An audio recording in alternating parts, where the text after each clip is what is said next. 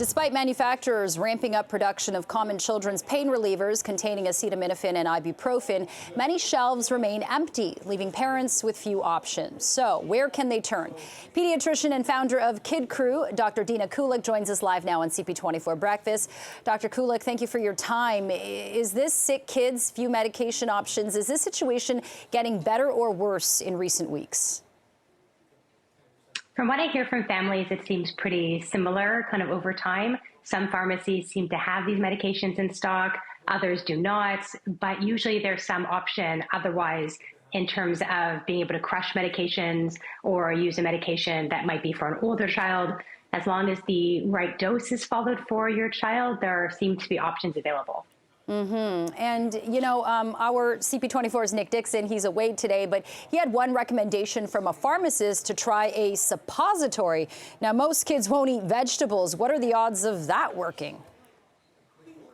Actually, I find for some particularly picky children that don't want to take a medicine orally, suppositories can work very, very well because many young children are used to us changing their diapers and cleaning their bum, and they're used to us being in that area. And for many of them, they don't seem to really mind that option versus taking an oral medication.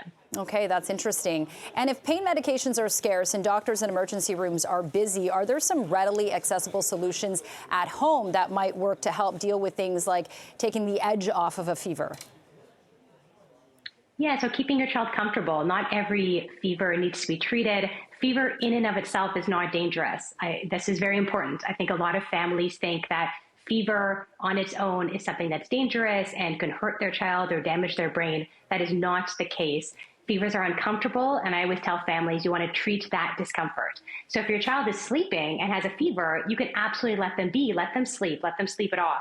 If they're awake and they're uncomfortable using a medicine that you find that's more typically made for children, like the liquid medicines or the chewables, but if you are not able to find that, there are other options, including using suppositories or taking a pill that would be made for an older adult or a child, and with the right dose calculated based on your child's age and any health conditions they have. With your pharmacist, you can help decide how much of that medicine to mix in with applesauce or pudding or something like that that might be palatable to your child. Okay, so figuring out the adult size crush dose of a pill is something that parents should talk with their doctors about? Absolutely. So you want to know what your child's weight is. You want to make sure that they don't have any health conditions that would preclude us from using either acetaminophen or ibuprofen.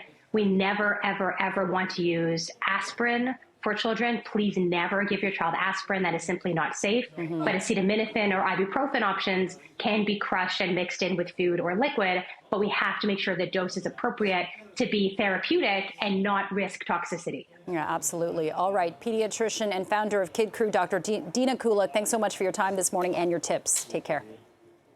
You too.